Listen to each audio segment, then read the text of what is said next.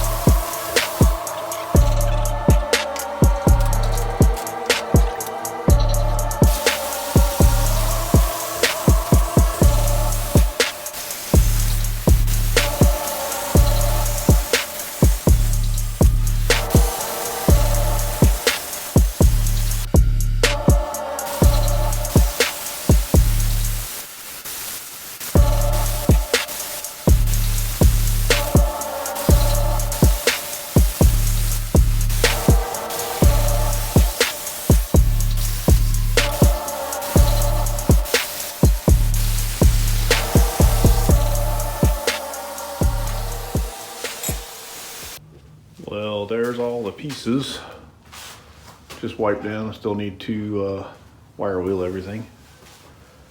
Looks like it cut out pretty good. This is just going to be the little dampener that'll actually shut the system off. That actually fit in there really nice. Hardly any play on either side. It's a little leery about that, but fit pretty good. These are just going to be the legs.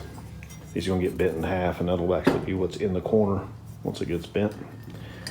And these, of course, will be the pieces that actually turn and shut it off for the airflow.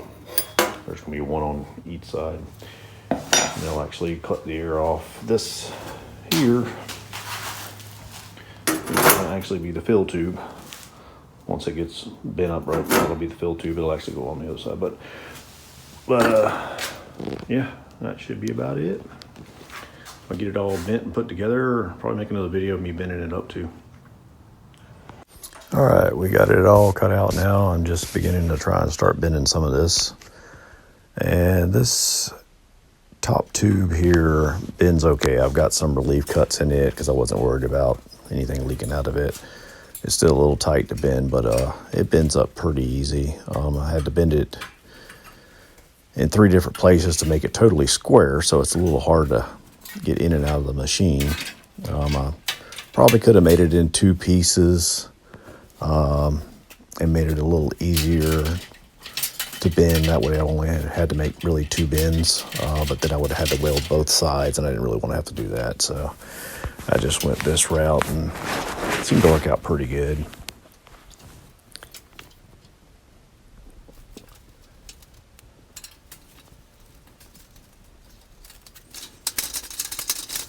As you'll see on this last bend here, it's just a little bit challenging. You just have to work with it to kind of bow the metal back out after you get it bent, because I had to bend it up and around that top piece. So it worked out though.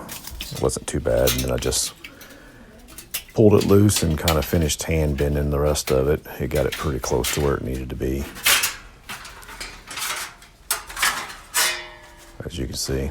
And I just had to sandwich it in a little bit. Now this over here is the bottom half of the pot. And this here, I actually score cut some lines in it. Not very deep at all, just barely even made a line across it. Just to give me a little bit of a relief cut and an area to start the bend. Because there was no relief cuts at all in this.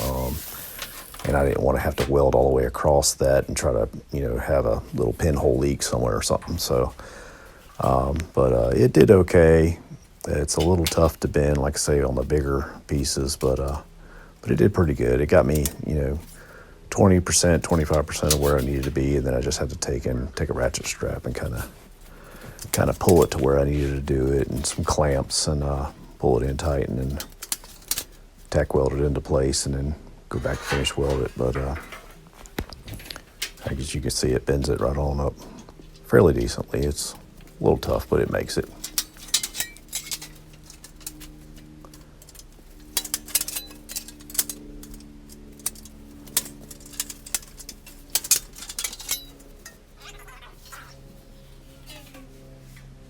Then I just went from there and just hand bent it the rest of the way, and just put me a strap around it right there, and ratchet strapped it up, and then just took me a couple clamps and clamped it in and went on about it. It wasn't too bad.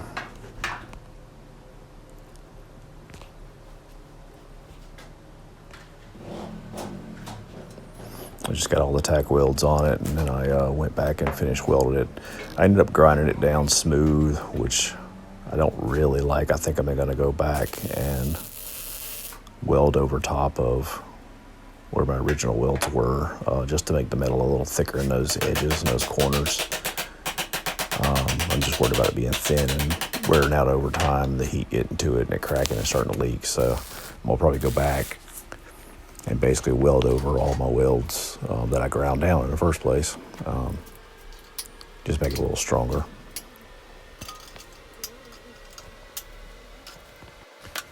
And somehow I didn't get a video of me putting the vents in place, but basically all I did is I took and enlarged the hole on the slide piece that's on top, and actually the part of the pot that actually has the vent holes in it, the small hole in the middle that I already had pre-cut out, I just went ahead and tapped it. And that way the bolt would slide around the outside piece and tap in, thread in tight on the box itself. So that worked out pretty good. I just threaded the bolt right into the box.